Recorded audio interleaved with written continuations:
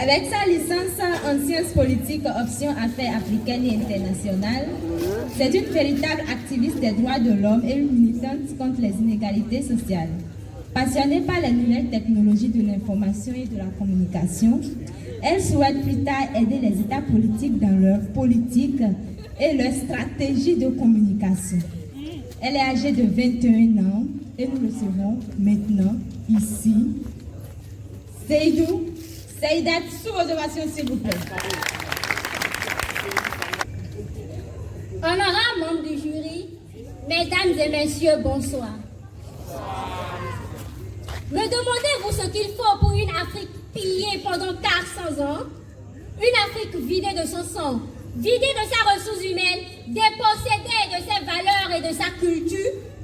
Vous là-bas, vous enfants, vous vous interrogez sur ce qu'il faut pour une Afrique dont l'histoire moderne se mêle et s'entremêle aux injonctions venues d'ailleurs, qui, depuis les indépendances, ne lui ont jamais laissé le temps de reprendre son souffle, ni de définir ses propres voies et moyens pour son développement.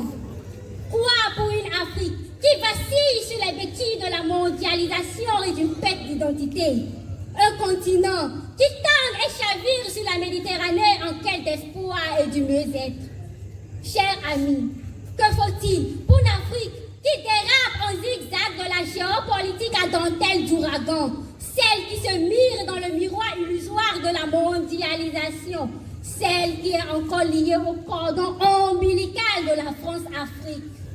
L'aide internationale et le discours qui le sous-tend flottent entre abstraction réaliste des marchés internationaux et hypocrisie des élites compradors.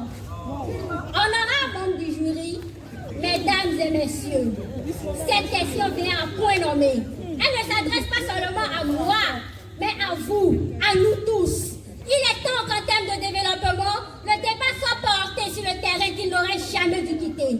Celui de l'homme avec son histoire, celui du dialogue de l'homme avec l'homme. Honorables membres du jury, mesdames et messieurs, parlons de développement, je pense qu'il faut renouer les liens avec notre histoire. Il faut à cet effet, plus que jamais, une intégration politique sous-tendue par la réalité économique, les deux prenant racine dans notre histoire.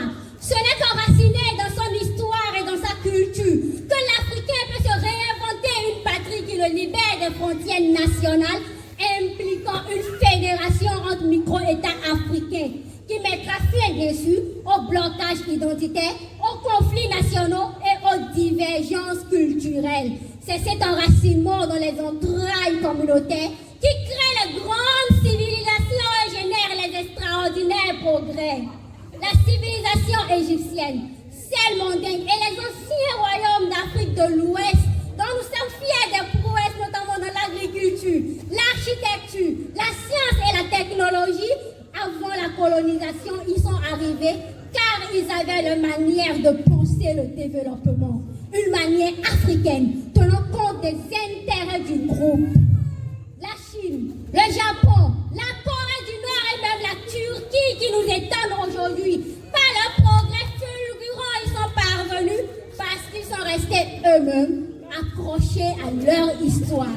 De plus, l'intégration économique la plus complète qu'est l'Union européenne tient compte du critère d'européanité qui n'est rien d'autre que les traits historiques et culturels communs des États qui la composent, outre les limites géographiques.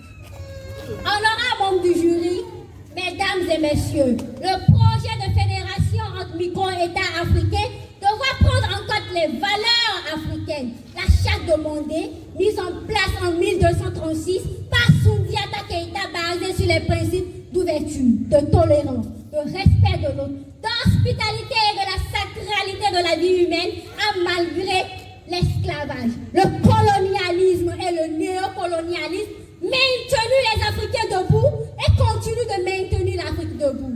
Selon Cheikh Anta Diop, le développement africain devrait être ancré dans la réaffirmation de l'identité africaine sur une éducation basée sur la culture ainsi qu'une intégration économique et politique qui favorisera la coopération et l'autonomie africaine.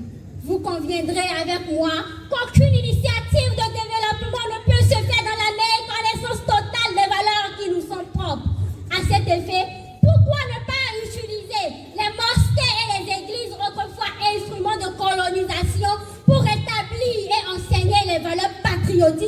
africaine. Honorables membres du jury, mesdames et messieurs, le projet de fédération de micro-États devra tenir compte de l'harmonisation de nos langues. Au Mali, je vous dis, au Mali, la gente au pouvoir a déjà fait des langues étrangères, des langues de travail et des langues nationales, des langues officielles. Bien avant le Mali, le Sénégal le faisait déjà avec le Wolof. Une initiative salutaire que je vous prie d'applaudir, mesdames et messieurs. Applaudissez pour le Mali, applaudissez pour le Sénégal, qui ont déjà enclenché le développement africain. Honorables membres du jury, mesdames et messieurs, il s'agit de développer notre manière de voir le monde, une manière africaine, tenant compte de l'intérêt et des réalités de l'Afrique. Joseph Kizerbo n'avait-il pas raison de prôner la nécessité de décoloniser les mentalités et la nécessité de remettre en question les structures politiques, étatiques et économiques héritées de la colonisation? Il faudrait, dans une dynamique de progrès africain, des actions collectives. Et à cet effet, il nous faut élargir les cadres de concertation entre États africains. L'enjeu est tel aujourd'hui qu'il faut vaincre collectivement ou périr individuellement. À cet effet, le 3 mai 2023, 10 ministres des Affaires étrangères de 10 pays africains, dont le Mali et le Zimbabwe, se sont réunis sous le nom Alliance politique africaine, qui est d'abord une plateforme de réflexion informelle. Ne restons pas dans les discours, non, mais dans des actions de fraternité.